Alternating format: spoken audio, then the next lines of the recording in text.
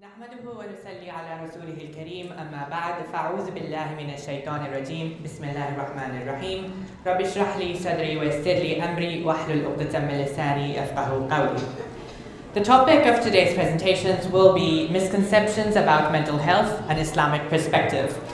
My aim in this talk will be to provide you guys with a balanced view about mental health, because often as we have the discussion, in our community, we either disregard mental health completely or fail to acknowledge the role of spirituality in the improvement of mental health. But before we begin, some fun facts. Did you know that the first psychiatric ward was established in Iraq, in Baghdad, by a gentleman known as Razi? And he was famous for writing the book At-Tib al-Ruhani. And this was during the Khilafah of the Abbasids. And psychology actually literally means the study of the soul, not the mind. Alright. First misconception. Depression and anxiety are caused by low iman. So now, let's play a fun game. Raise your hands if you disagree with this. I know we often ask agree, so this was a trick question. Now you go. So the rest of you all agree. So now you'll know why you're wrong. So, the statement, although has a tiny bit of truth to it, it is quite problematic and is quite a harmful statement. Allah subhanahu wa ta'ala does say in the glorious Quran, وَمَنْ أَعْرَضَ عَنْ ذِكْرِي فَإِنَّ لَهُ مَعِيشَةً ضَنْكًا. And whoever turns away from my remembrance, indeed he will have a depressed life.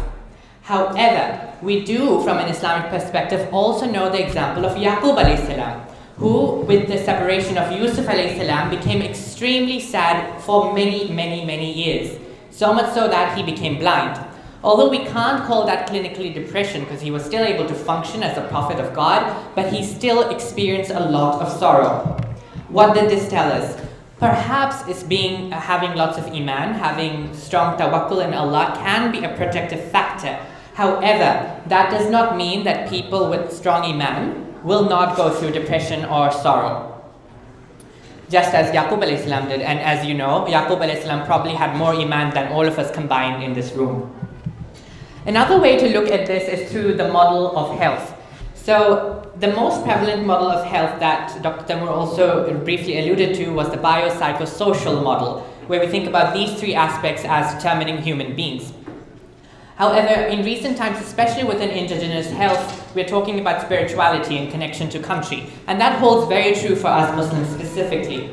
So maybe, perhaps, for argument's sake, we can say that people do lots of sins and their hearts become hardened, as we know from Islam, and that is probably what causes some of these people to go into depression. Maybe, perhaps.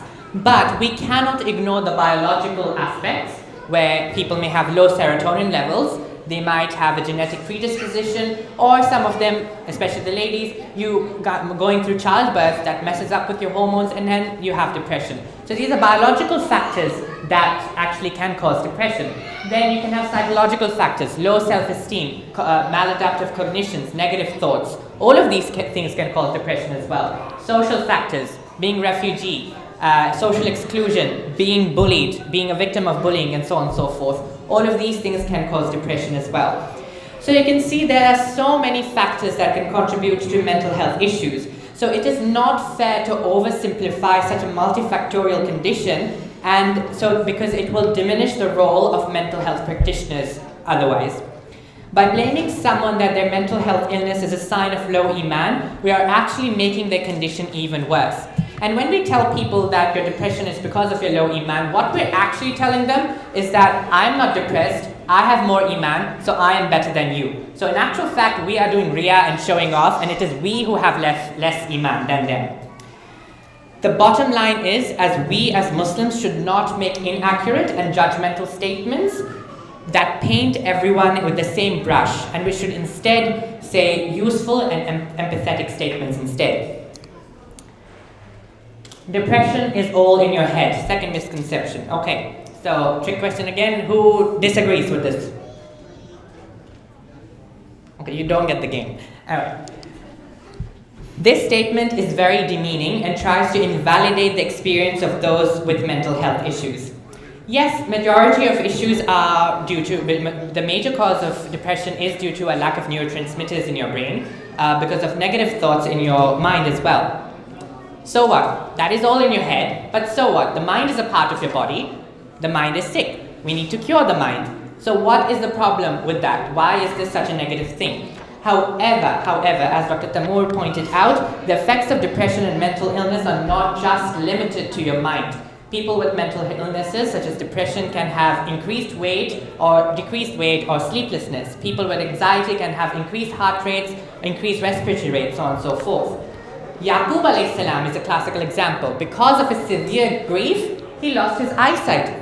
وَبْيَضَّتْ عَيْنَاهُ, his eyes became white, he became blind. A manifestation of a mental issue into a physical problem.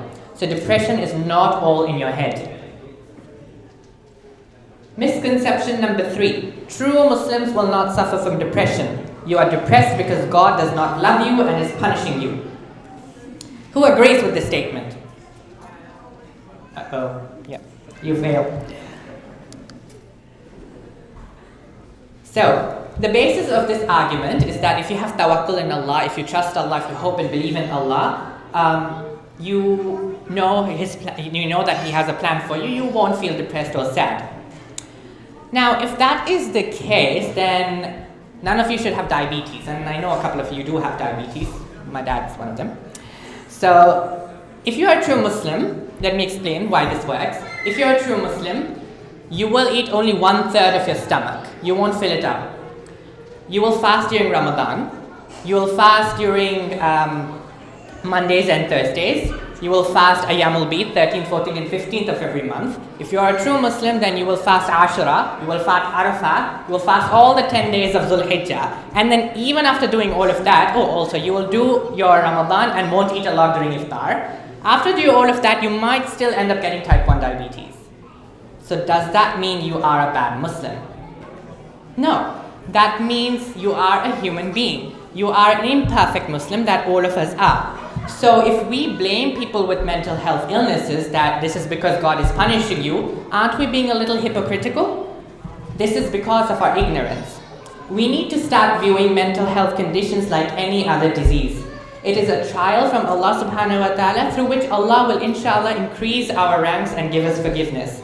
Rasulullah sallallahu alaihi wasallam is reported to have said, never is a believer stricken with discomfort, hardship or illness, grief or even mental worry that his sins are not forgiven for him. People who struggle with mental health problems come out stronger and with deeper insights that no one else does. Misconception number 4. You just need to recite more Quran and pray more to fix your mental health problems. You know the game, so I'll play with you now. Let me use the same parallel as diabetes. So why don't you just stop taking your metformin and stop exercising and pray and then recite your Quran? No, it makes sense to us that we should take medicines, we should exercise and then pray in order to improve our diabetes. Similar thing with mental health illness as well. If you need to, definitely take the medication, definitely go to your psychotherapy and then pray and then recite the Quran and then you will be benefited. Allah subhanahu wa ta'ala and Rasulullah sallallahu alayhi wa sallam taught us that we should take medicines. Rasulullah used to take medicines and there's nothing wrong with doing that as well, as long as they're researched and are not harming you and they don't contain haram ingredients. And then we can obviously pray and use the Quran as shifa. I personally believe that the Quran can have a lot of benefit in mental health issues. Allah subhanahu wa ta'ala says in the glorious Quran, it is shifa for what is in the hearts. But when is it shifa and when is it most effective? Just reciting it?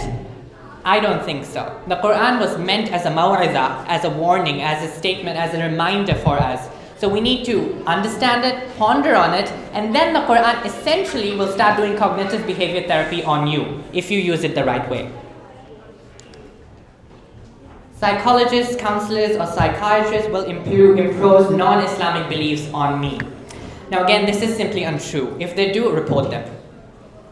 Because they are bound ethically not to do this. If you have issues, definitely explain to your psychiatrist, explain to your psychotherapist, explain to your doctor that your religion is a big part of your life and you want an open discussion and you do not want them to interfere with your beliefs. And obviously people are different therapists are different, so choose the right one for you. Why can't I just go to an imam? Why do I need to go to a health practitioner? As we previously mentioned, mental health conditions have various facets and multifactorial. Yes, the Imam might be able to help you if there are any spiritual aspects, if there are misunderstandings about religion, he can explain them to you. But most Imams are not experts in this matter. They're not trained in this matter. Some might be very experienced and might be able to provide essentially cognitive behavior therapy because of their experience, but most are not. Allah subhanahu wa ta'ala said in the glorious Quran, فَاسْأَلُوا أَهْلَ الذِّكْرِ إِن كُنْتُمْ لَا تَعْلَمُونَ. Ask the people who know if you do not know. So go to the experts and find out that knowledge. What we actually need is a strong referral system, that a collaboration between doctors, psychologists, as well as Imams, where they refer to each other for issues where they specialize in. Alright, so that's all of the misconceptions. I just wanted to briefly touch on the topic of suicide in Islam. It is a taboo topic. We all know that it is haram. We all know what happens to someone who commits suicide, but that's not what I want to focus on. I want to focus on a step before that. We cannot continue, especially in this society, just talking about that it's haram, haram, haram, and you should never talk about it. That is not the approach that is beneficial to someone who is suicidal. We need to be empathetic. In a previous speech of mine, I had mentioned a hadith which alleged that Rasulullah ﷺ had suicidal ideation. However, I have since found out that that hadith does have some da'af in it. It is a bit weak, so I apologize for quoting that. However, the greatest... Okay, I'll ask this question. Let's be interactive. Who is the best woman in Islam? Raise your hand or shout out the answer. Yes, Khadija, yes. Another one? Aisha, yes. Another one? Maryam alayhi salam, yes. So let's look at the story of Maryam alayhi salam.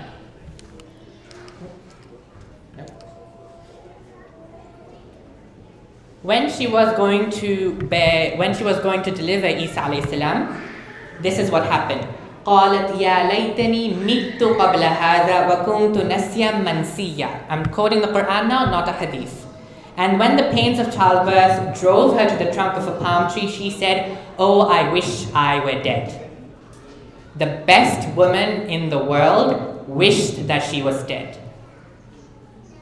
Now where's all the honking that haram, haram, haram? Did Allah subhanahu wa ta'ala say, "Haram, Maryam, what are you saying?" No. Allah subhanahu wa ta'ala sent down a stream. A stream came down. Jibreel alayhi salam came down to Maryam alayhi salam. The dates fell down from the palm tree and she was fed through that. These were extraordinary people who went through extraordinary things, who Allah subhanahu wa ta'ala helped in extraordinary ways. But what should we as normal human beings who go through difficult situations do? We should be kind like Allah subhanahu wa ta'ala was kind to Maryam alayhi salam. Instead of going up to someone and saying, "Stop thinking about this is haram, don't you know?" We have to be kind to them, empathetic towards them, and have an open discussion with them. And inshallah, we will have better health outcomes.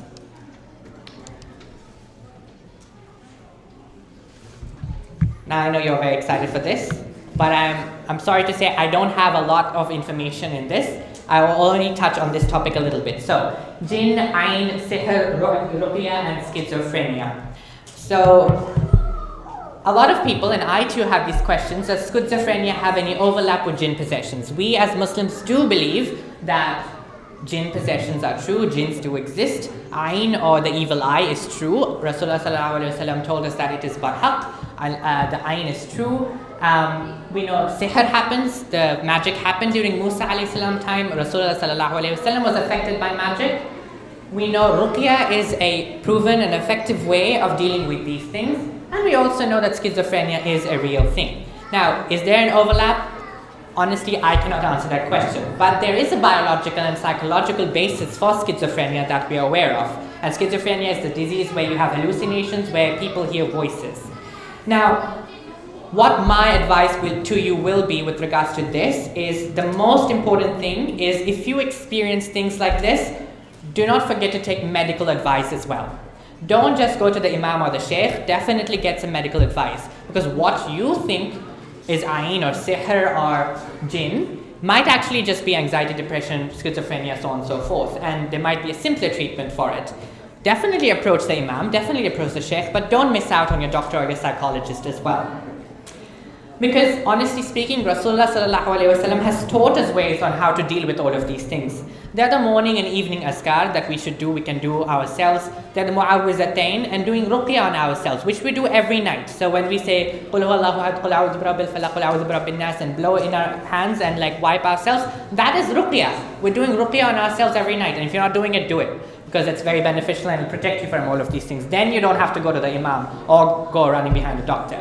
So protect yourself from these things first, and then once you take the precautions, inshallah you won't have to worry about these things at all. So that brings me to the end of my presentation. And I know it's difficult for some people to ask questions which are particularly touchy. I know some people were very brave to ask questions. I won't be answering these questions at the moment.